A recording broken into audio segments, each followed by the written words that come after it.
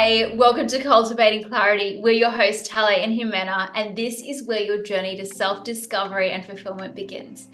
In each episode, we are going to explore the worlds of creativity, purpose, and community to bring you inspiring stories, practical advice, and a fresh perspective on how to live a life true to yourself.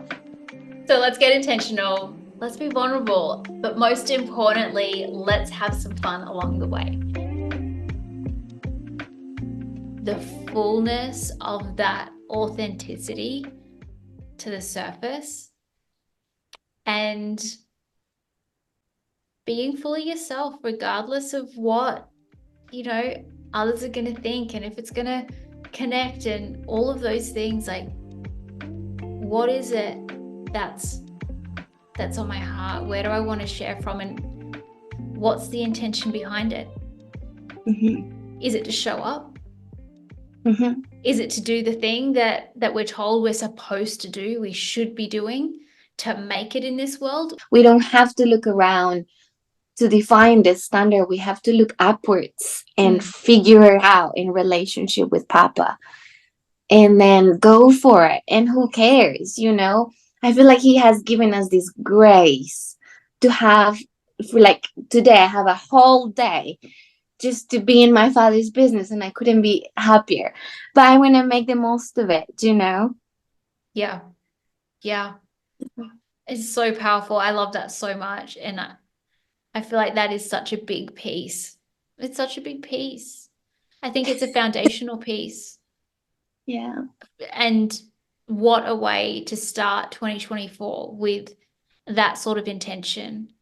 And yeah, I'd love to be held accountable, and I'd love to hold you accountable as well as we move forward and just go, okay, where are you creating from? And and then talk about the pieces that are coming up, because for me, that journey to authenticity is a massive one.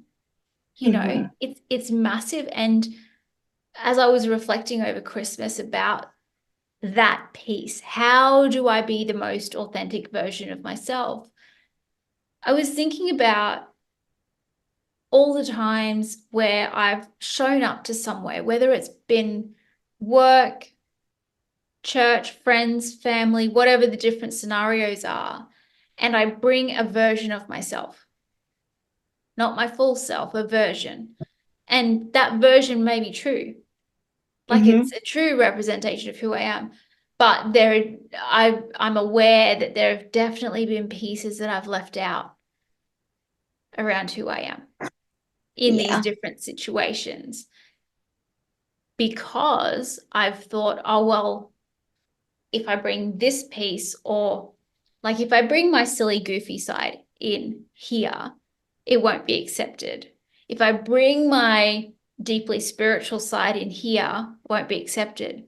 Or in other scenarios, if I bring my detail-orientated, analytical side here, it won't be accepted, right? Yeah. So it's like, what parts, okay, the parts that I'm turning up, I feel like I am being true, a true version of who I am, but it's the pieces I'm leaving out that are really catching my attention and making me go, okay, why are you leaving those pieces out? And it's because I want to be accepted. It's because I want to be liked. It's because these are the things I think would be appropriate. But all that does is build a circle of people around you that you're not 100% authentic with. And at the end of the day, like, who really wants that? Yeah. We want to be fully ourselves. We want to be able to bring our weirdo out, and we want to be able to bring our deeply spiritual side out, and we want to bring out like the analytical and the planner and the different parts of us, the nerdy parts, the deep parts, the parts that we leave out because other people will think that's boring. We struggle to be ourselves because we don't know who we are, but we don't know who we are because we haven't tapped into who our creator is, because we are created in his image. So when we spend and delight and just enjoy knowing him and knowing his goodness, then that is the truest, version of ourselves coming out, because we come alive in him, don't we? And in him we exist, in him we move, in him is our being. And that is just such a freedom. um and I almost feel like the world is craving so much for it, but they don't even know they do, and they are Yeah. just finding some pretend things that are pretending. And I'm tired of that, in a way. Do you know what I mean? Like, I'm tired of seeing methods and um rituals and things that are just pretending. They're just pretending.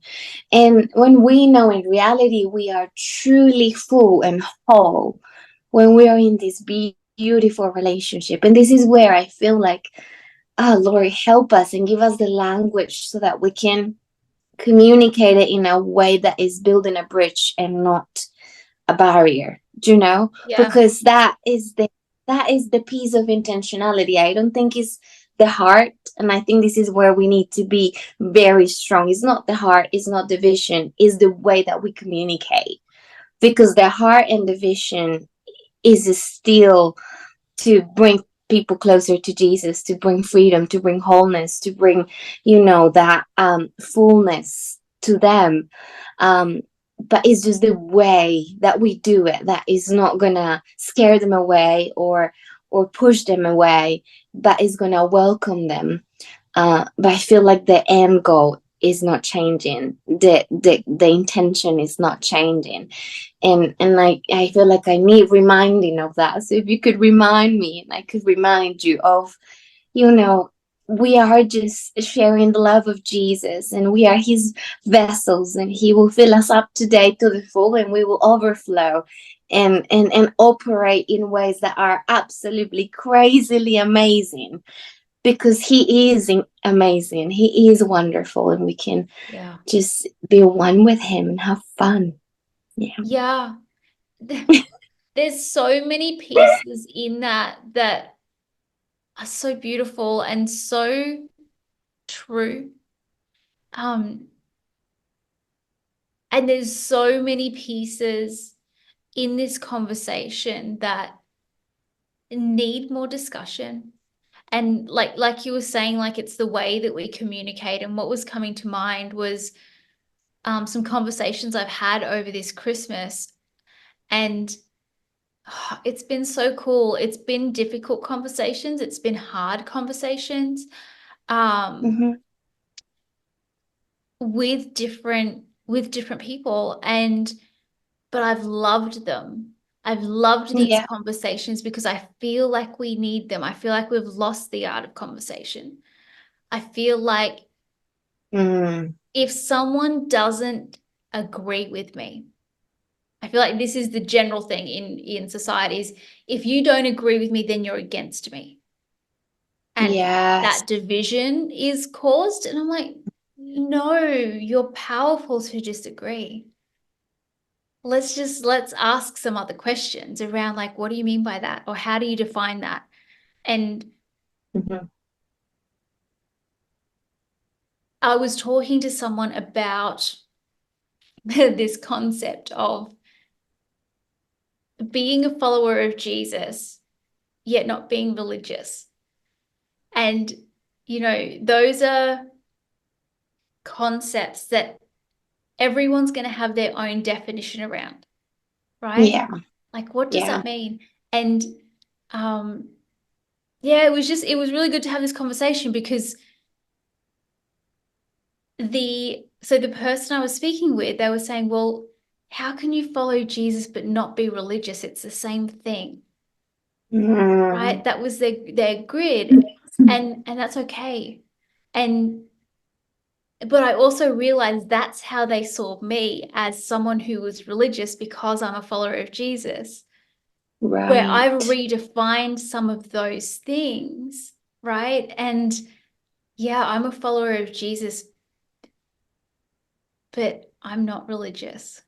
I'm learning how not to be religious. And going on Mm-hmm. that journey and what does that look like? And that was really confronting for them to hear because it was just so off their grid.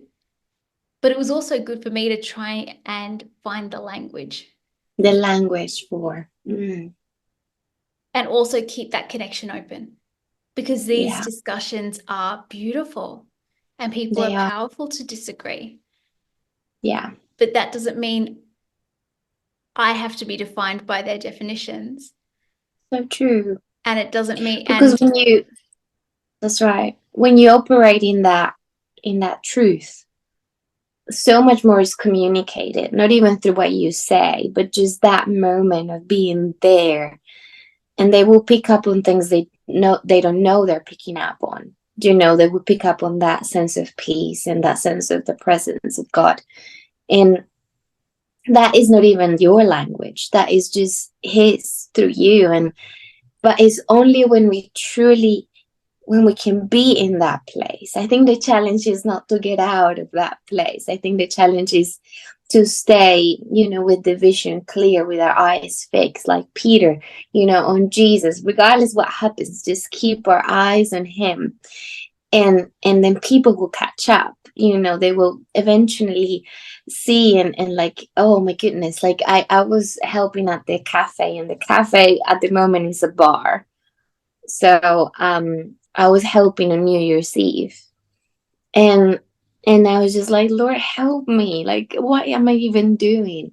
But we're getting there. It's a slow progress. We're gonna start to rebuild the place and make a space for it to be a cafe during the day, and slowly transition and close down the bar. But I was there, and I had about 5 ladies. They could not keep their eyes off me. And I was just simply there smiling and, welcoming them.